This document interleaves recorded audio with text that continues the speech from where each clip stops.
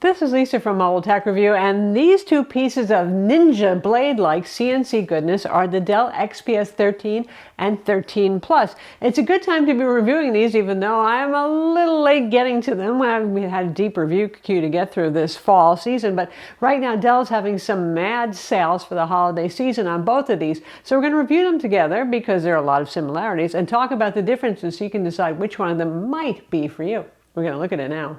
So these are the 2022 editions of the XPS 13, Dell's premium 13-inch Ultrabook laptop, now split into two sublines, which, don't you love when manufacturers do this? Just to confuse you, but maybe they thought it was a little easier than looking at the myriad options you had when building an XPS 13, because Dell is a huge company and they had lots of display options, processor options, all that sort of thing. So there's that.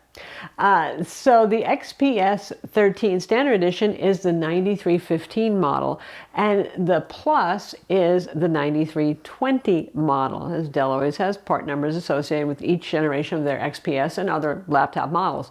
So let's talk about what's different about the Plus. Obviously, the physical design inside. You're going to notice it once you open it up. The outside, they look pretty much almost identical. The XPS 13 Plus is a hair bit thicker. There are reasons for that, good reasons. I'm good with that. But when you open it up, you'll notice that the keyboard design is actually different. It's an edge-to-edge keyboard, and you've got keys. Instead of the chiclet-style island keyboard, you've got keys that actually touch. And basically, they enlarged the keycaps and got rid of the triplet design that's been trendy forever. And the feel to me is slightly more tactile when you press it. You're still talking about 1 millimeter of travel, very shallow keyboard in both of these. You have to be down with that for them. But I kind of prefer the Plus keyboard. The one drawback is that because there's very little space between the keys, if you're one of those folks who likes to munch on chips or whatever it is, when you get crumbs in there, it's a lot harder to get them out. And you'll notice on the Plus model that there's no discrete trackpad.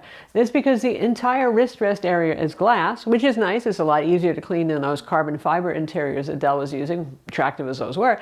And it's a seamless trackpad, basically. It's not that the trackpad really encompasses the whole keyboard wrist rest area there, but and I thought this would be hard to use, and actually it really wasn't.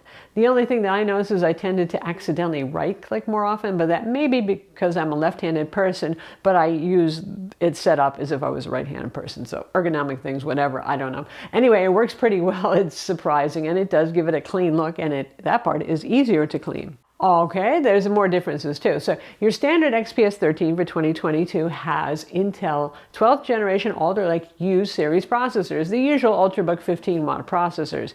And the Plus model gives you 28-watt P series processors, so more performant. That gets into the additional thickness. So there's two fans to cool this somewhat more performant processor in that Plus model.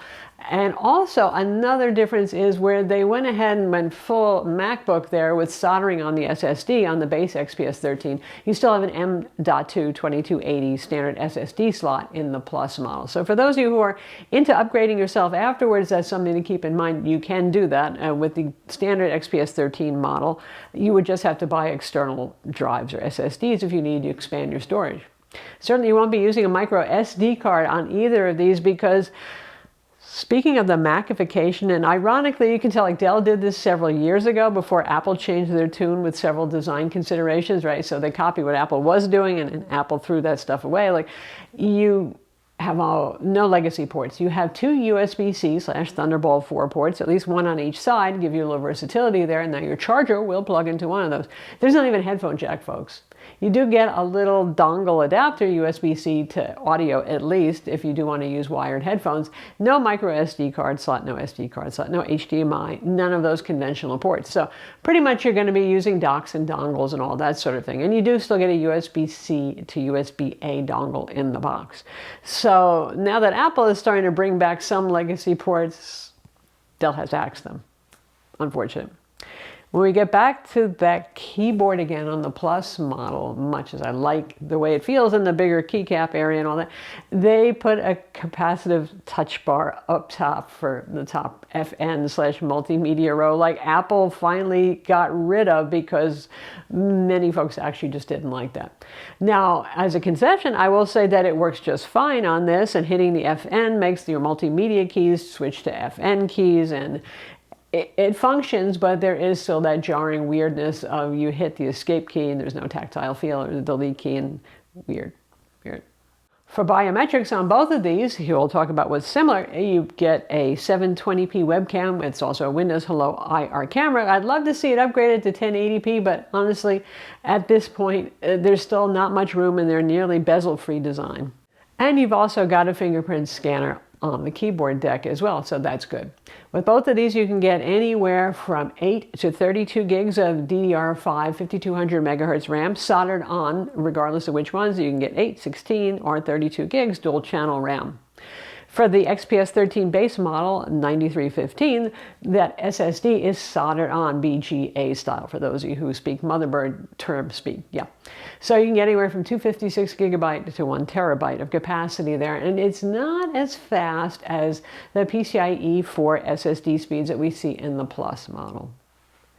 Next is going to be display, and that's where we see some divergence. With both of these, you've got a 13.4-inch 16:10 aspect ratio display, yay that. And for the XPS 13 9315 standard edition, you can get full HD plus 1920 by 1200 in your choice of touch or non-touch 500 nit displays. And if you want a higher resolution, then you're getting moved up to the XPS 13 Plus 9320, where you have your choice of a 4K IPS display or our 3.5K OLED display, a display that we've seen before, and it's certainly a lovely display. It won't do wonders for your battery life, nor will the 4K IPS, but it's nice to have. You can see the metrics for comparison yourself, because our base XPS 13 has that full HD plus display, and the XPS 13 Plus has the 3.5K OLED. So you get a difference in the metrics. One thing I will say is the full HD plus display looks really nice. Now the colorimeter that we use says, well, you know what, the color gamut actually isn't that wide. It has great contrast though, but honestly, to look at it is pleasant enough. Both of these have the same Wi-Fi 6E card, which is a killer 1675 branded card, which is really an Intel AX211 card, and Bluetooth 5.2. You get stereo speakers on the XPS 13. They're okay, they're not amazing, but you get quad stereo speakers on the 13 Plus, which is starting to sound a bit like a MacBook Air in terms of the sound quality on board. That's nice. There's a slight difference in the battery capacity in these, not enough to be meaningful, especially considering the P-series processor will use more power, 51 versus 55 watt hours, so nothing to write home about. You get a 45 watt charger with the base XPS 13. You get a 60 watt, not the usual 65 watt fast charger, with the 13 Plus, and that's not exactly enough power if you're pushing it really hard. Now, we didn't see the battery significantly discharge when pushing it hard, like running benchmarks or playing games and all that sort of thing, but the charger does get a bit warm as a result. It's nothing to worry about, but why not a 65 watt charger, Dell? Anyway, both of them are very compact. So what about performance difference? You would expect a performance difference between these. Both use Intel Iris Xe graphics, so you're going to not see a huge difference there. It is noticeable without adding much more heat and noise. Thanks to the 2 fans solution that they're using in the Plus model, it is faster. Now, if you're the kind of person who just needs Office and Zoom and streaming video, a 13 is just fine for you. But if you're the kind of person who is jockeying some Photoshop, maybe even playing with a little bit of Premiere for something that you're doing, you want to play some games. Obviously, we're not talking playing AAA titles or something like that, but my spouse has been playing Terraria on the 13 Plus, and it performs really well. If you're playing older games like Skyrim, it would be the better choice for those sorts of things. And lastly, yes, you do use Office, but you're that accounting person who actually has multiple thousands of rows in an Excel spreadsheet. You probably want the P processor versus us normals who maybe have spreadsheets with 100 rows in them. You get the idea. So it's nice to have the option of that little extra oomph, but I do kind of feel bad for those who don't need the oomph but might want the higher end display options that seem to be tied to the Plus model. Price difference is about $400 between the two, models. Of course, right now with all the sales going on for the holiday season, they're both, relatively speaking, aggressively priced. I mean, our Core i5 with 16 gigs of RAM and a 512 gig SSD Full HD Plus touchscreen right now is going for about $1,100 in a base XPS 13.